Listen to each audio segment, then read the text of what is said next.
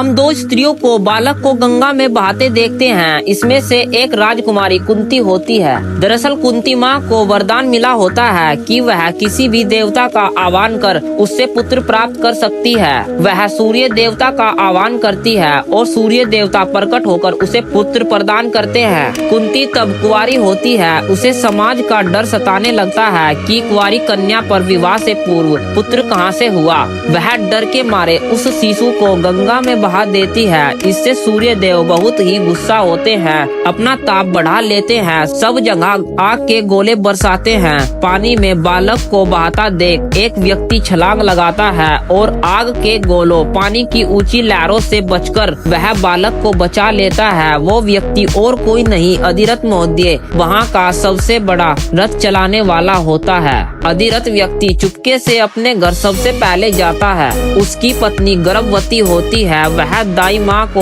अपने पत्नी के कमरे से निकलकर कहता है कि पहला पुत्र सफलता पूर्वक हो चुका है और दूसरा पुत्र उसकी पत्नी के गर्भ में है। फिर कुछ देर बाद हम उसकी पत्नी के साथ दो बालकों को देखते हैं। वह व्यक्ति सूर्य पुत्र को कर्ण नाम देता है। सूर्य पुत्र कर्ण यानी अधिरथ महोदय कुछ काम कर रहे थे, तभी वहाँ बहुत सारे सैनिक आते हैं और कर्ण को बाढ़ में से बचाने की शाबाशी देते हैं और कहते हैं अनाथ बच्चों को अनाथालय में ही होना चाहिए। तो अधिरथ महोदय कर्ण उसी का बालक है, अपना पुत्र बताते हैं। समाज के लोग इसका विरोध करते हैं तो राधा को गुस्सा आ जाता है और कहती है ये दोनों पुत्र मेरे हैं, इन्हें मैंने ही जन्म दिया है। सैनिक दाई माँ को बुला के पूछते हैं क्या कर्ण को राधा ने जन्म दिया है। तो दाई माँ बताती है राधा ने मेरे आगे स्वर्ण को जन्म दिया है, कर्ण को तो मेरे हाथों में अधिरथ महोदय ने दिया था। तो सैनिक ये बात सुन कर्ण को ले जाने लगते हैं। तो अधिरथ महोदय कर्ण को अपनी दूसरी पत्नी का पुत्र बताते हैं और कहते हैं इसकी माँ बाढ़ में मर गई थी